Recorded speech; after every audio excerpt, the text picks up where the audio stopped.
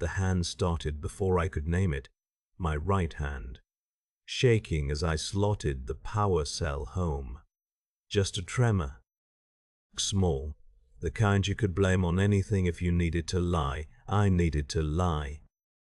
The ash was falling through the collapsed roof of the silo, gray and soft, settling on my shoulders like something gentle. It wasn't gentle.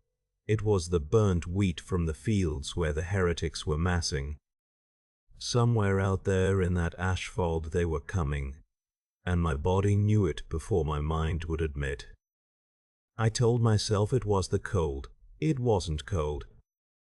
The air was thick and warm, tasted like promethium exhaust and the sweet sick rot of grain gone bad in the heat. We'd been holding this position for 6 hours, waiting.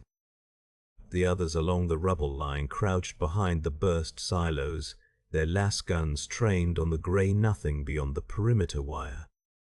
I told myself it was fatigue. 3 weeks since they pulled me from the lower Habs. 3 weeks since the grain riots and the press gangs and the transport off-world with 200 other bodies who'd made the mistake of being hungry and loud about it. I hadn't slept more than an hour at a time since Voska's landing. None of us had. Fatigue made sense. The fatigue was reasonable. The tremor wasn't reasonable. It was small, but I could see it. The rifle's housing rattling faintly in my grip.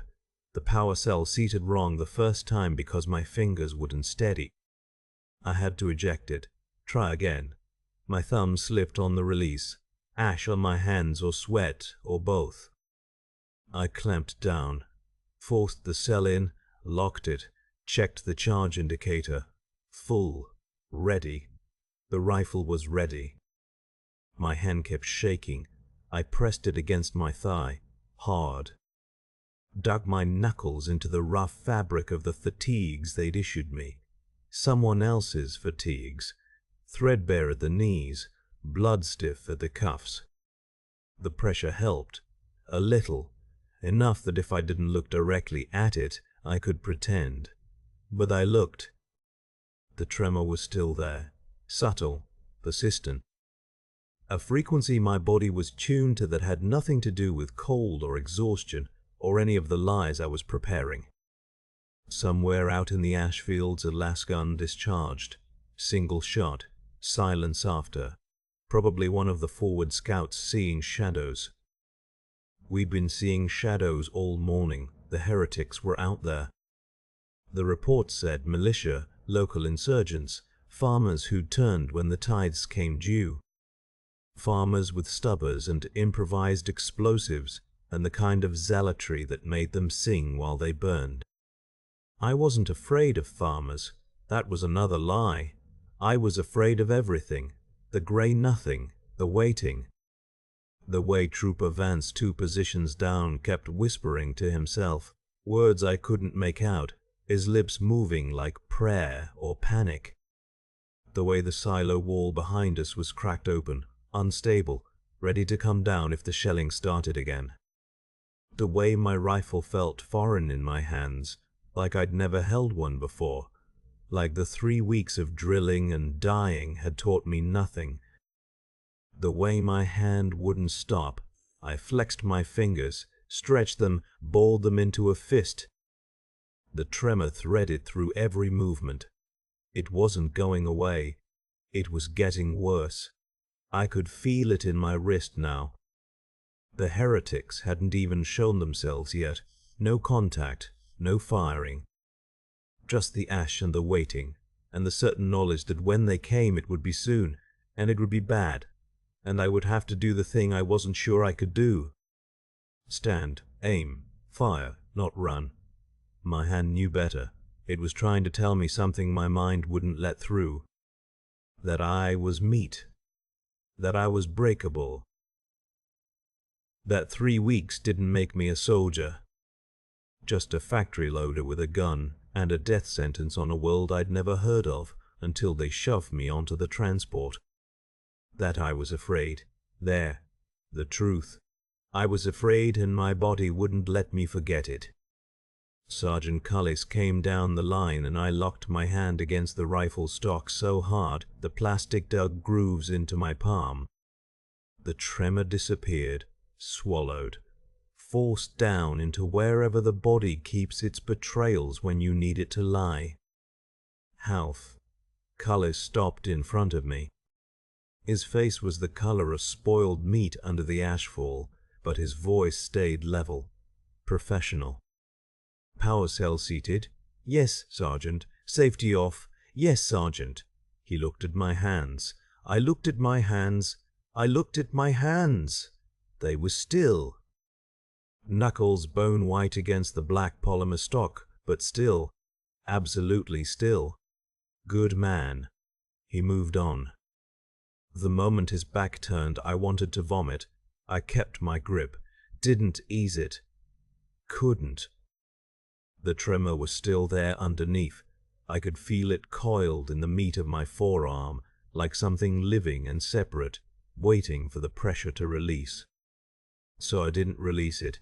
My fingers started to ache, then burn. I didn't care. Down the line, Vance was checking his sight picture for the 4th time. The same motion over and over. Shoulder the rifle. Sight. Lower.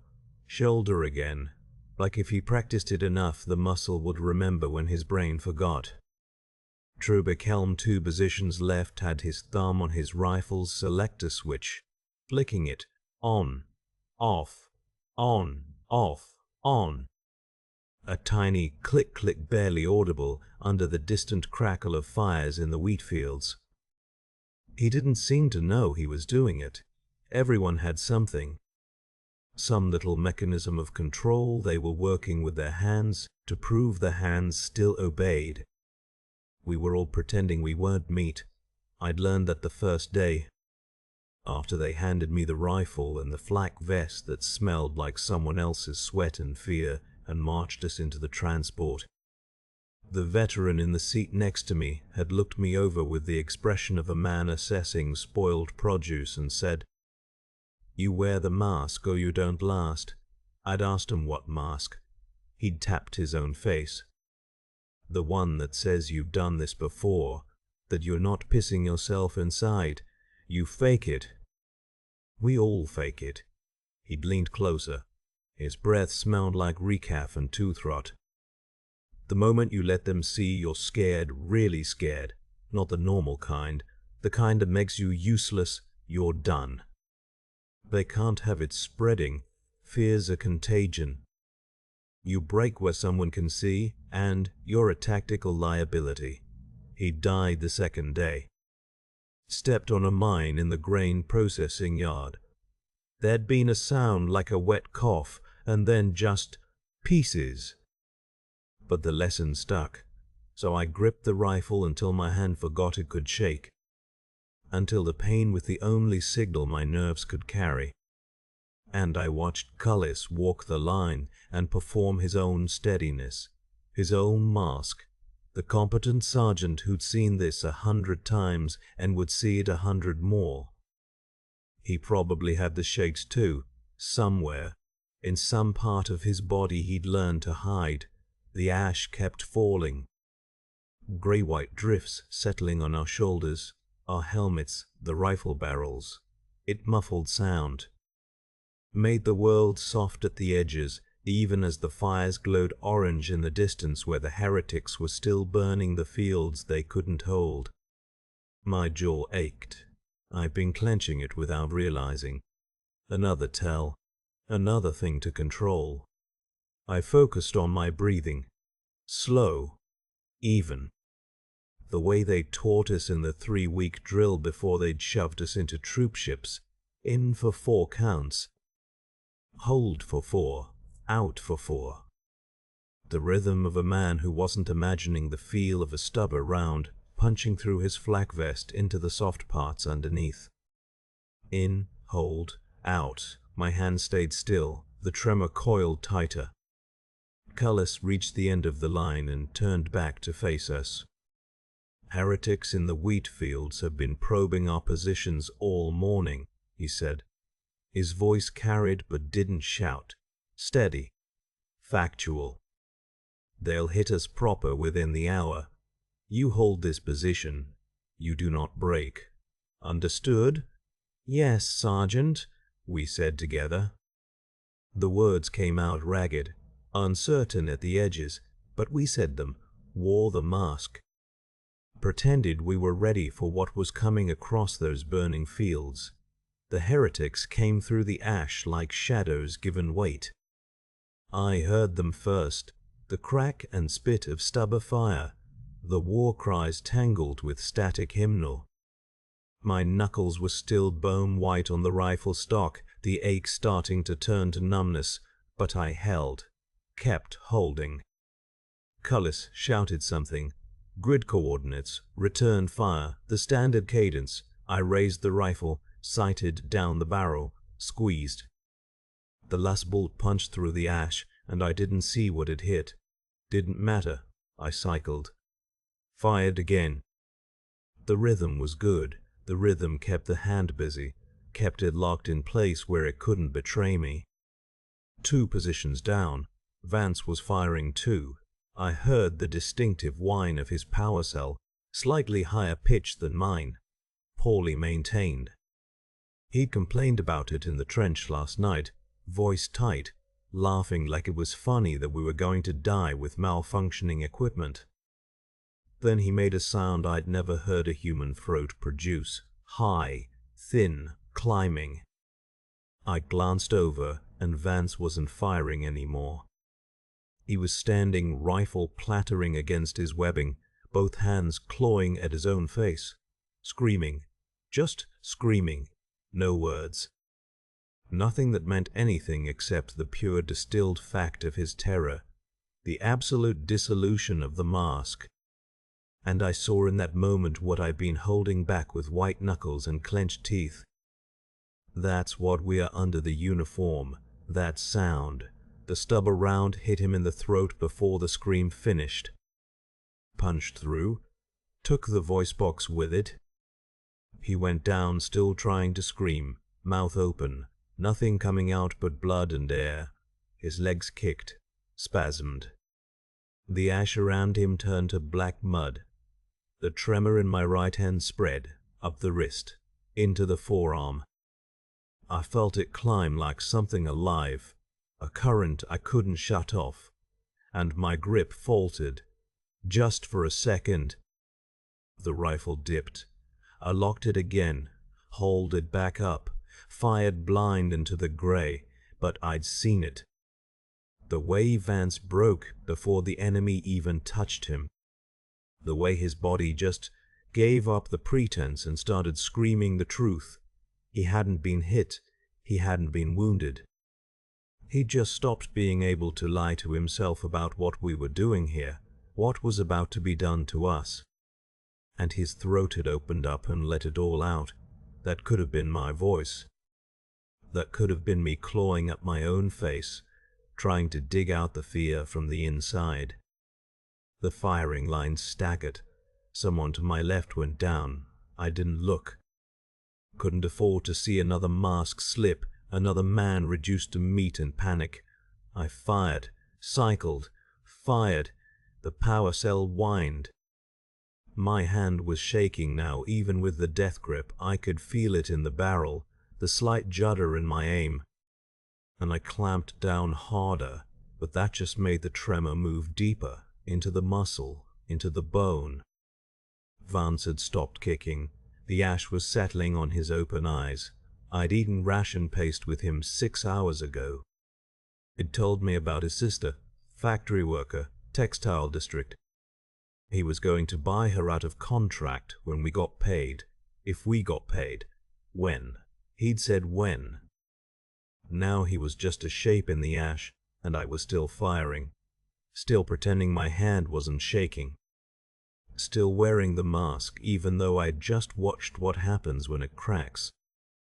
And the enemy kept coming through the burnt grain smell and the promethium haze, and I realized with cold clarity that I was counting seconds. Counting how long I could keep the lie going. How long before my throat opened up like Vance's had, not from around, but from the simple, unbearable pressure of being this afraid and having to stand here anyway. The tremor reached my elbow. I fired, missed, fired again. That's when I heard the footsteps behind us. Wrong weight, wrong cadence. Something massive displacing Ash with each fall, each impact a shudder in the ruined silo floor. And every man on the line felt it because we all went quiet for half a breath. Something else was here. I didn't see him arrive. The sound came first. Footfalls that weren't footfalls, each one too heavy, too measured.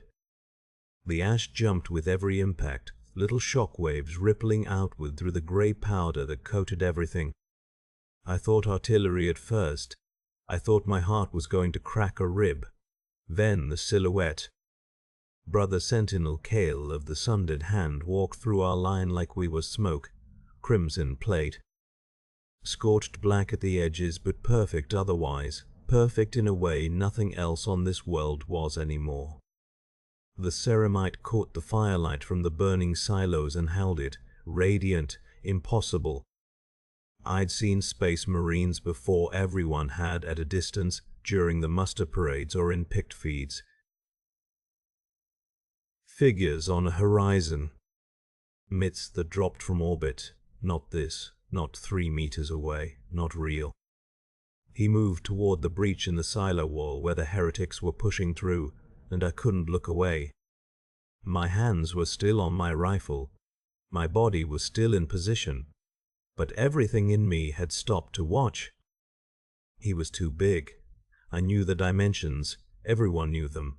2 meters and more in armor, engineered and augmented and transcendent.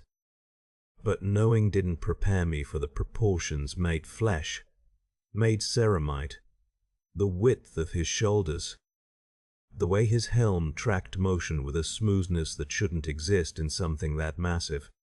Silent, completely silent, no war cry, no announcement. He simply walked, and the ground took his weight and the ash parted, and he was the only solid thing in the world. I saw the heretics notice him, saw them turn. Their fire shifted, dozens of lasguns and stubbers redirecting, pouring into that crimson shape, and the bolts glanced or pitted, or did nothing at all. He didn't slow, didn't acknowledge them, just walked. My tremor had stopped. I realized it only then. My right hand was still against the rifle stock, but it wasn't shaking anymore. Everything in my body had gone quiet, shut down, overwhelmed by proximity to something my hindbrain couldn't categorize. Predator, protector, god, other. He reached the breach. A heretic came through, wild-eyed, screaming something about the false emperor, and Kale took his head off with a backhand. Ceramite against skull. The sound was a wet crack that carried over the gunfire, casual, effortless, the way I'd swat an insect. Then he was through the gap and into them. I couldn't see it all. Just glimpses through the hole in the silo wall. Flashes of crimson moving faster than something that size should move. The sound of ceramite impacting flesh. Volta fire finally. A roar that made my teeth ache, and chunks of the wall disintegrating outward as mass reactive rounds detonated inside bodies behind it. No war cry. No words at all. He killed like an industrial machine. Efficient. Inexorable. There was no rage in it, no fury, just function. This is what I do. This is what I am. Beside me, someone whispered, "Emperor's mercy." It wasn't mercy I was watching. The heretics broke against him. They tried to flank, tried to mass, tried to bring him down with sheer numbers. And he cut through them like they'd already made the choice to die and were only now discovering it. I saw one try to run, and the brother Sentinel's bolter tracked him without the giant even turning his helm, a single shot, and the runner came apart in a red mist. My hand started shaking again. The tremor came back all at once, worse than before, climbing from fingertip to wrist. The awe drained out of me and left only the understanding. He was a different species. We were not the same kind of thing. I was meat in a uniform with a las rifle, and 3 weeks of survival I couldn't explain. He was a demigod in crimson walking through fire because fire couldn't touch him. When I died here, when? Not if it would matter exactly as much as Vance's death mattered. A body in ash. Counting toward nothing. The fighting surged louder, the heretics regrouped, pushed harder, and my hand wouldn't stop shaking. The crimson giant moved through our line and everything in me understood I was livestock. I squeezed the trigger. The tremor turned my las beam into a red slash across ash-choked air, wide, meters wide. The shot that should have burned through the heretic scrambling over the silo's collapsed wall instead scarred Ferrocrete 6 feet left of his skull. I squeezed again. Same. The shake had spread from fingertips to wrist to forearm now. I couldn't compensate. The rifle judged me and found me wanting. Las fire cracked around me.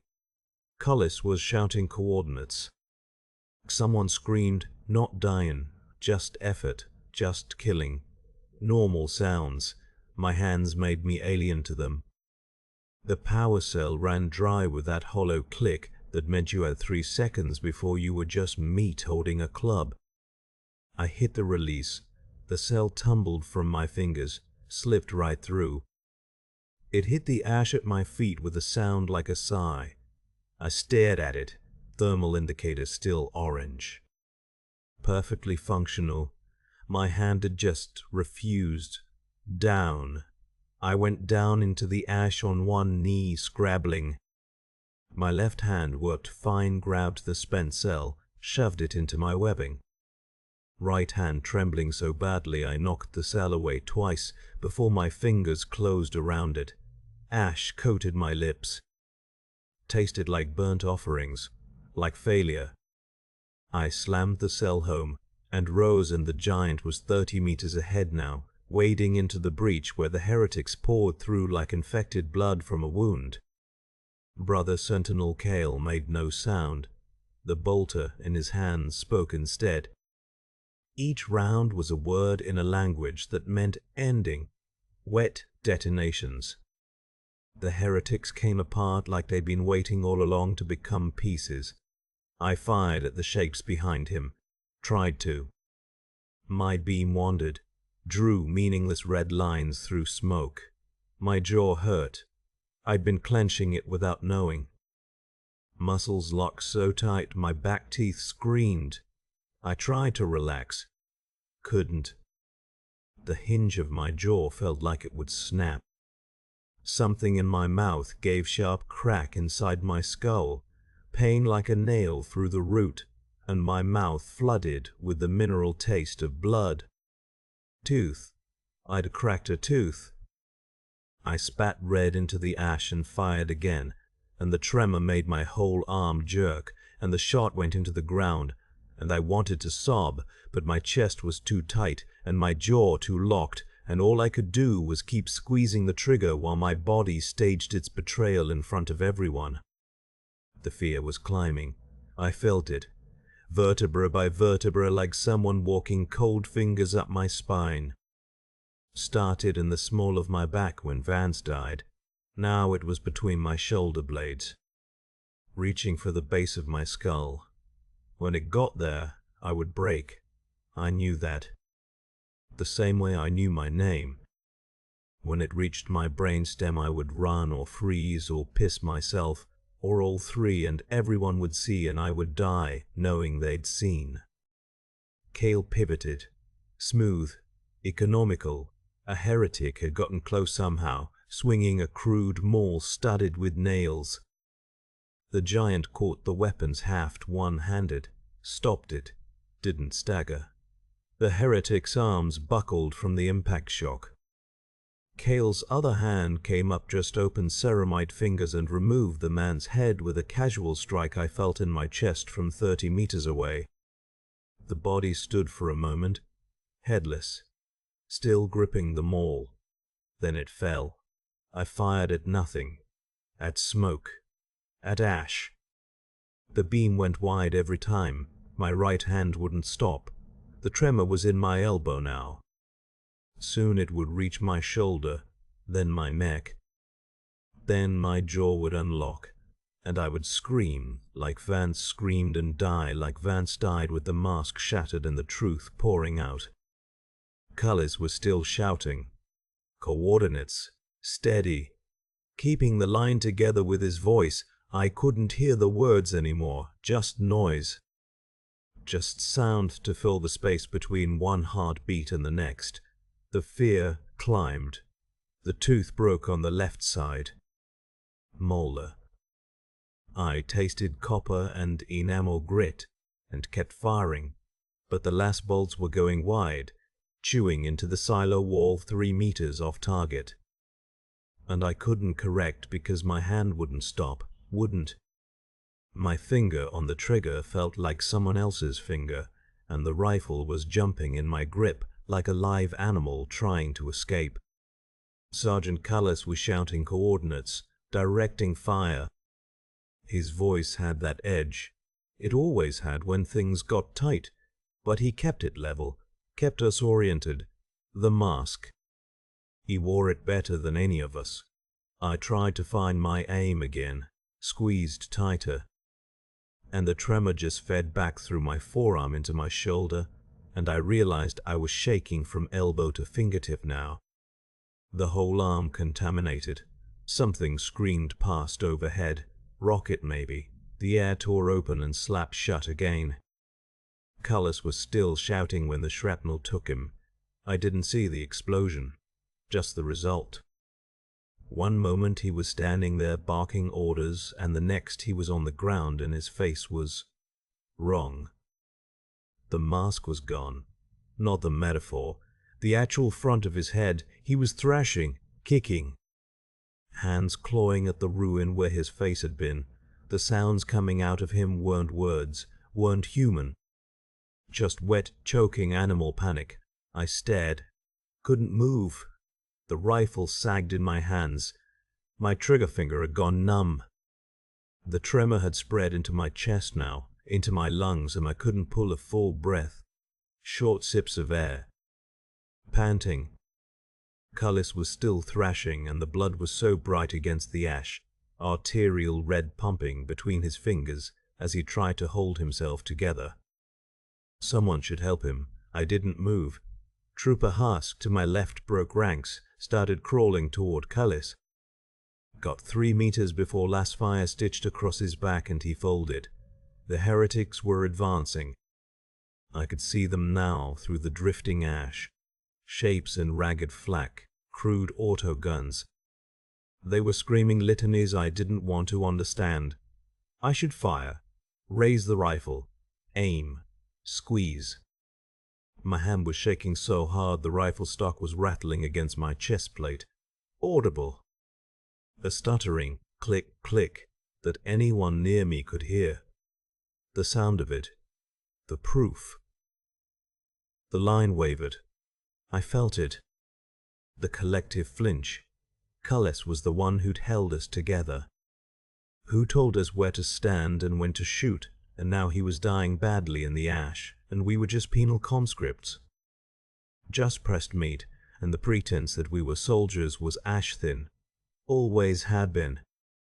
We just needed him to maintain the lie. Someone ran.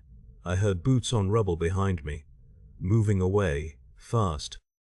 I wanted to run, wanted it so badly my legs were trembling, my knees felt liquid. I'd lopped them to stay upright, and now they were shaking too, the tremor spreading down, root system of cowardice threading through every muscle.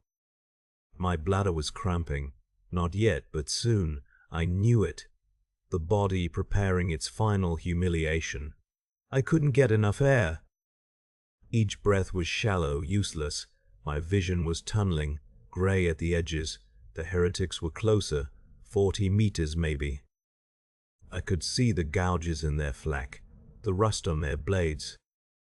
I tried to raise the rifle, couldn't. The tremor made the barrel wander in useless arcs. I couldn't hold it on target for even a second. My right hand was worse than useless now, a liability. Treasonous meat-refusing orders.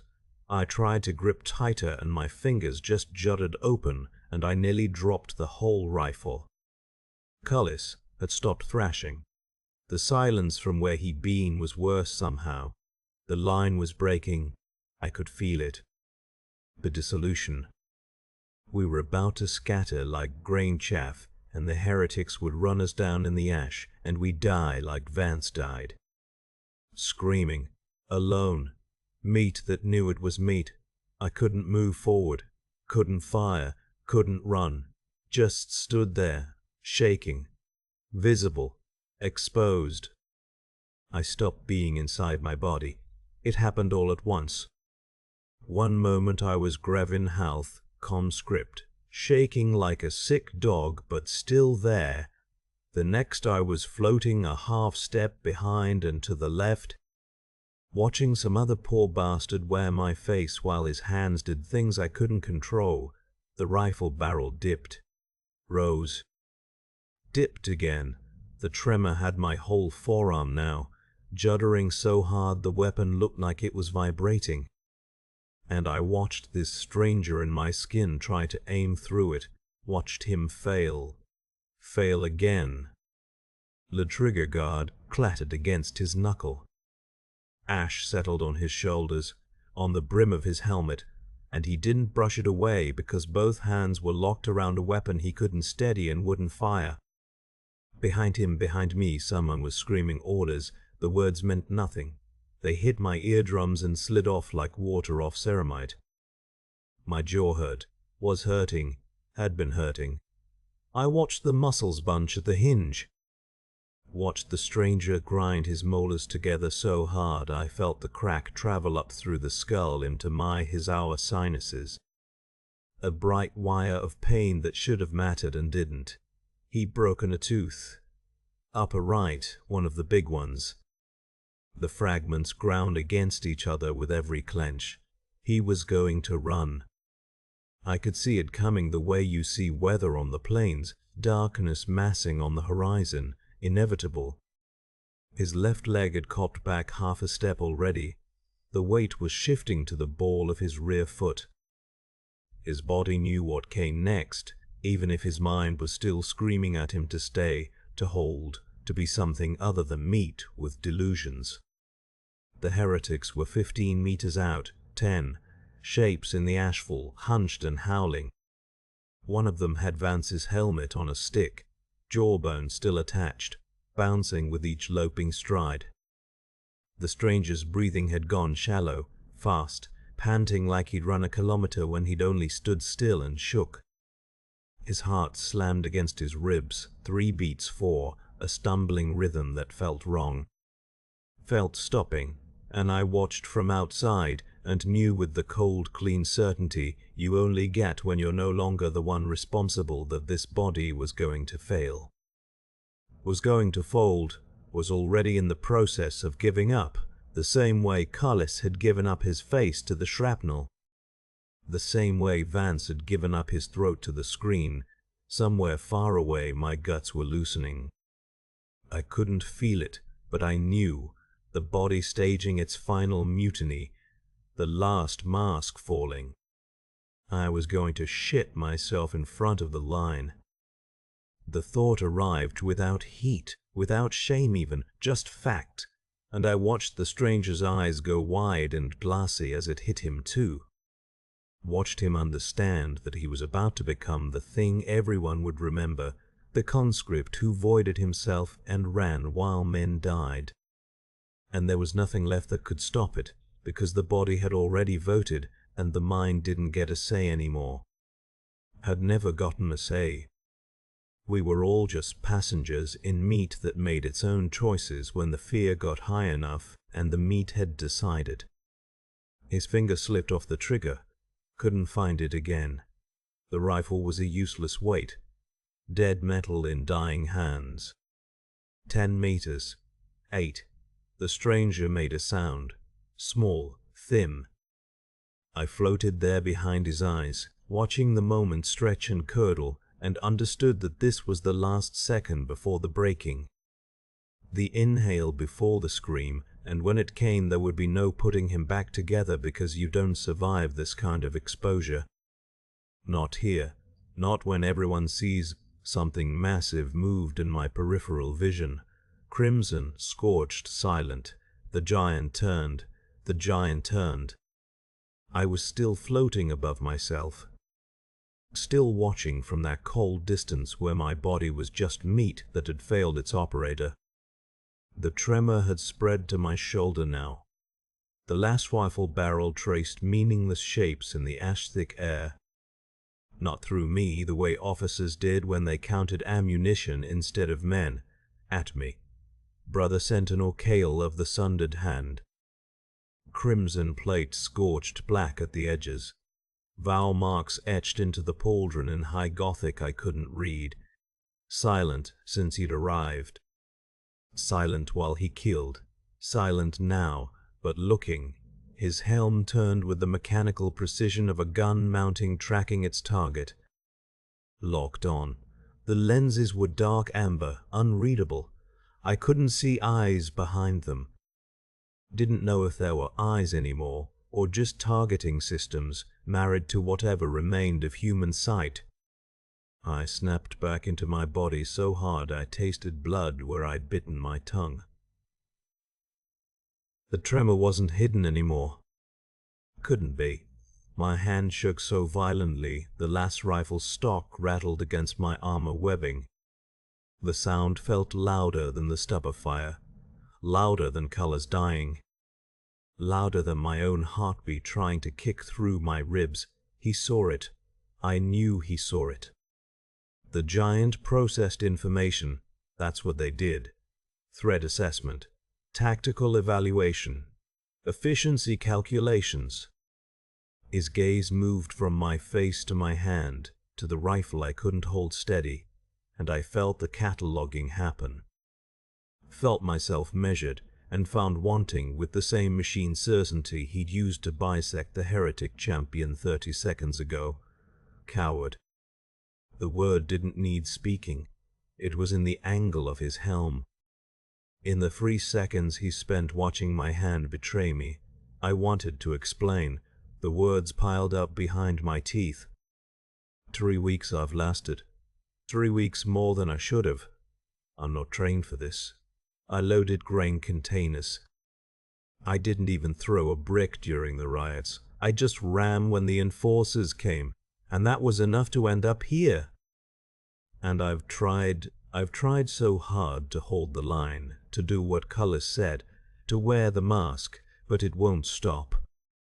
My hand won't stop. I can't make it stop. Nothing came out. My jaw was locked. Another tooth cracked. I felt it go. The giant said nothing. Of course he said nothing. What did men like me deserve from creatures like him? We were the chaff. The bodies thrown into the thresher to jam it long enough for the real soldiers to advance. The ash kept falling, landing on his cauldron and not sticking. Too clean, too perfect. Nothing stuck to them. Everything stuck to us. I wanted him to turn away, wanted it so badly my chest ached. Let me disappear back into the ash and the failing line in the anonymous mass of expendable meat. Let me be invisible again. I'd been invisible my whole life before this. In the lower habs you learned to be furniture. Learned to take up no space. I was good at it. But he kept looking. The lenses didn't blink. Didn't need to. I was pinned like something in a specimen tray. Every shake of my hand magnified. Every failure illuminated. He knew I was about to break. I knew I was about to break. The heretics were regrouping in the burnt grain fields beyond the breach. I could hear their officers screaming at them in corrupted low Gothic. 30 seconds and they'd hit us again. 30 seconds, and I'd run or collapse or simply stop functioning, and the line would crack where I was supposed to stand, and men would die in the gap my cowardice opened. The giant knew this too. He was still looking at my hand. He didn't turn away. That was the first wrongness. The giant's head, helmless and scarred like ceremonial bronze left in acid, remained fixed on me, on my hand. On the tremor, I couldn't stop even now, even under that gaze. I waited for the contempt, for the dismissal, for him to return to the killing and leave me to my cowardice. He stepped toward me instead. The ground shook. Each footfall a statement of mass, of ceramite and bone weave and whatever else they put inside those bodies when they unmade them from human. 3 meters away, too, the ash cloud parted around him like it didn't dare settle on his plate. I could smell him hot metal and something underneath, something organic that had been pushed so far past baseline human that my hindbrain couldn't categorize it. Incense, maybe. Ozone. The copper tang of someone else's blood oxidizing on armor joints. He was in my position now. Right beside me. I stopped breathing. The gauntlet rose. Crimson ceramite, knuckle joints the size of my thumbs, kill markers etched in low Gothic along the fingers. Slow. Deliberate. Not reaching for a weapon. Not striking. Reaching for my hand. My hand.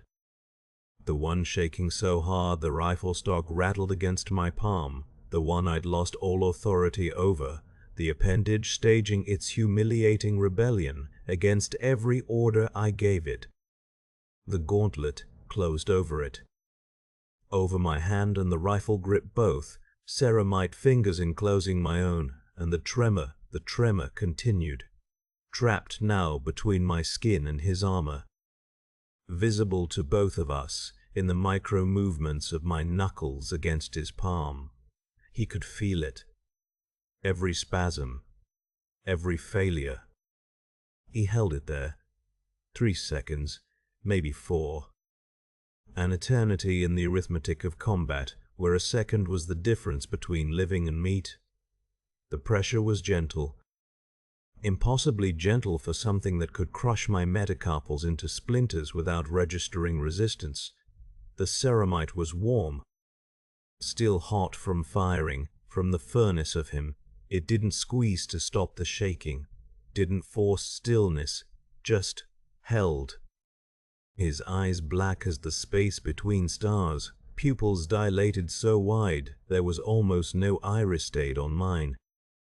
A space marine's perception could count heartbeats from across a room, could read pupil dilation and sweat sheen in the exact chemical composition of fear stink leaking from my pores.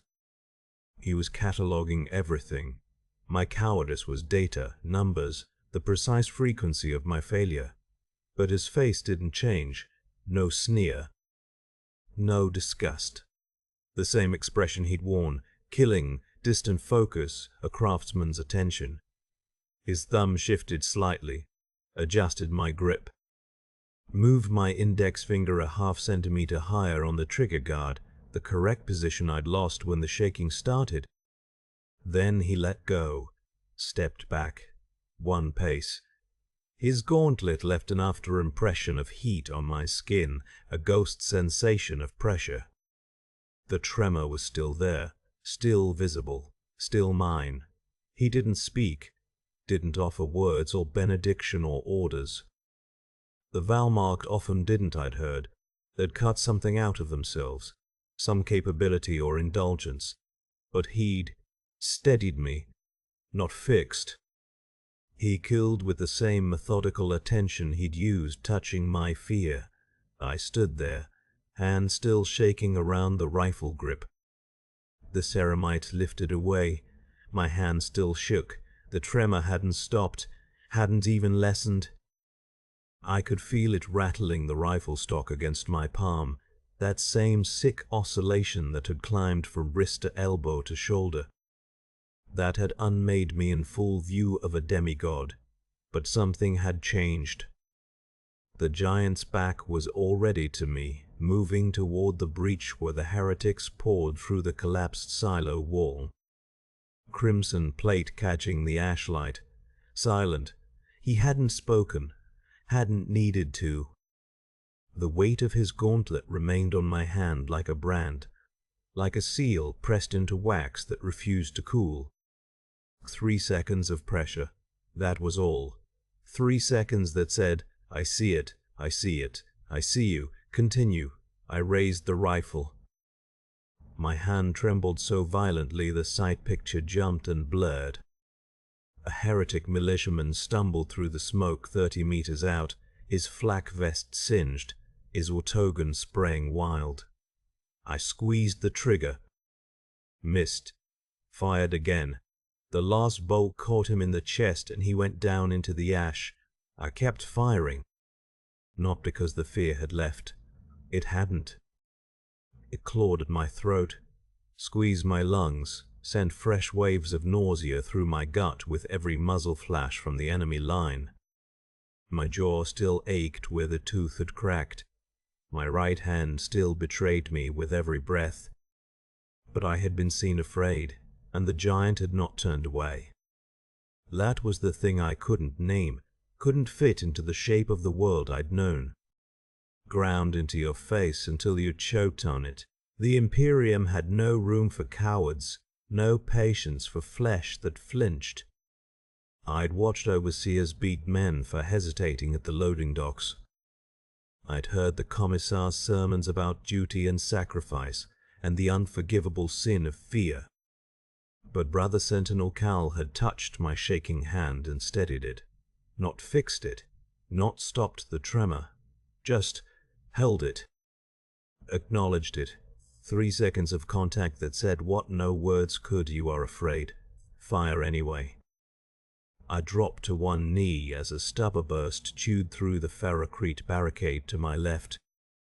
Vance's body was still there, 3 meters away, throat open to the gray sky. I could have been him. Should have been him.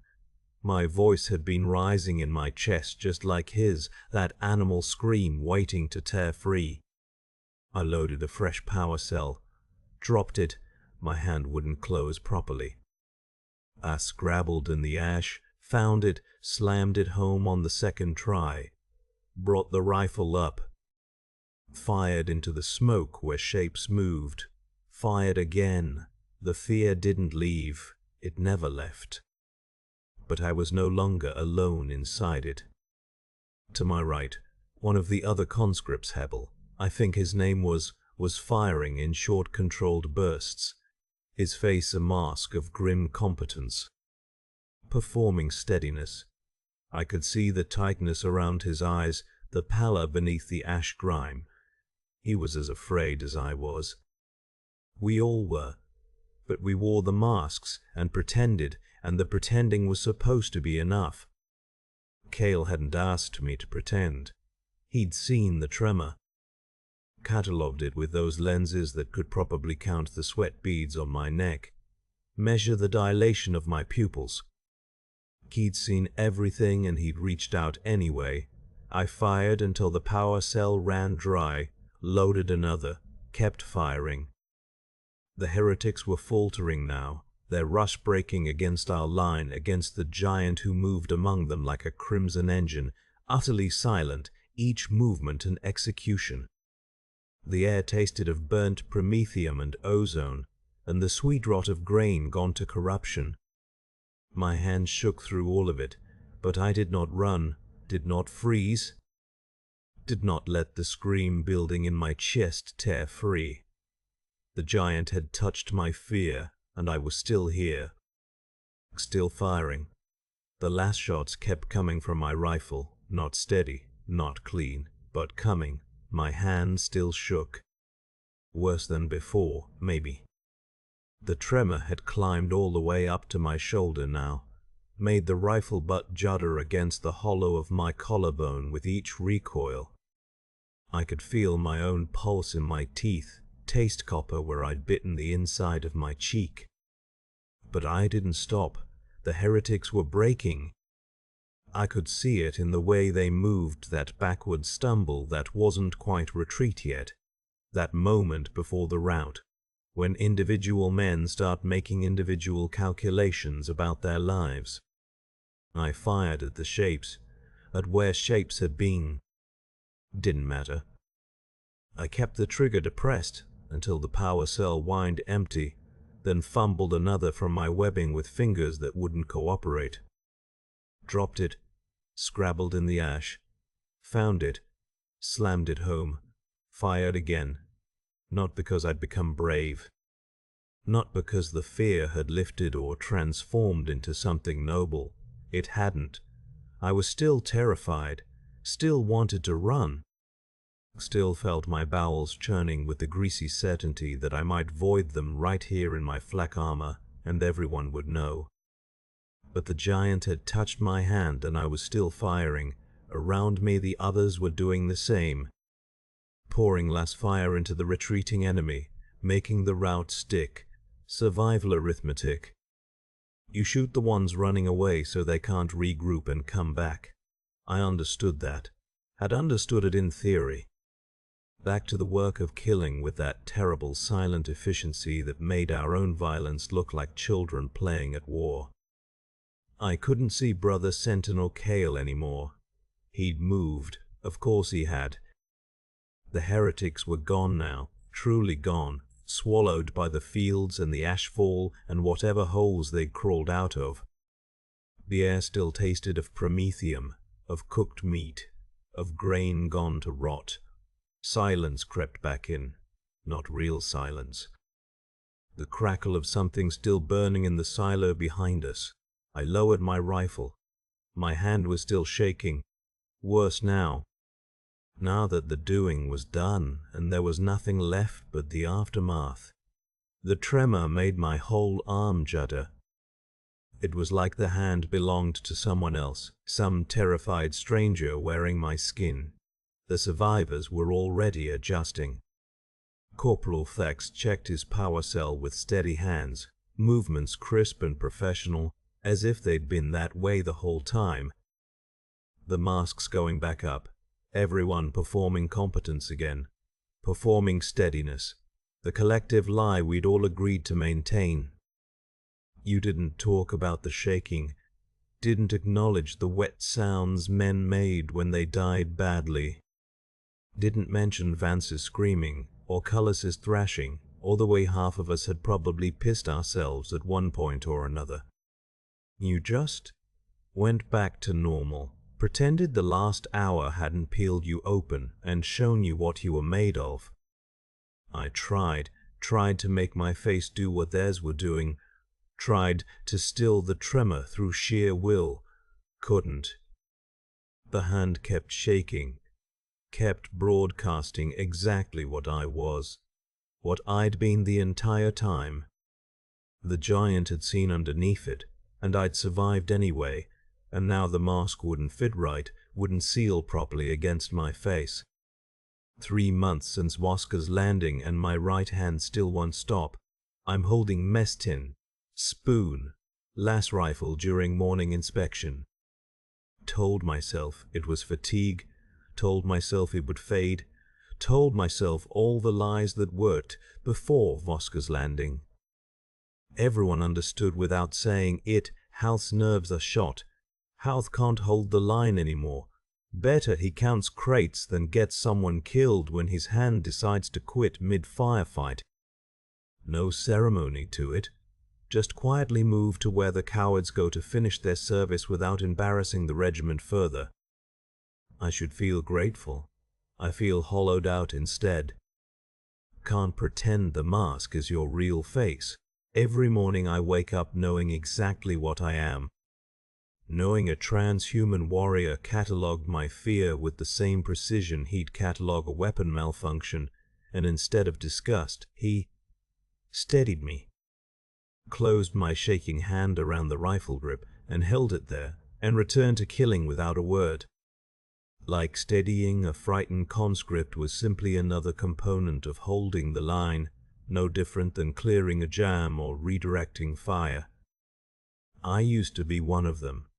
Used to think the performance and the reality were the same thing. Now I'm here, in the rear, where the broken go. My hand shakes and I don't try to hide it anymore. That's what the noticing left me, this unbearable honesty.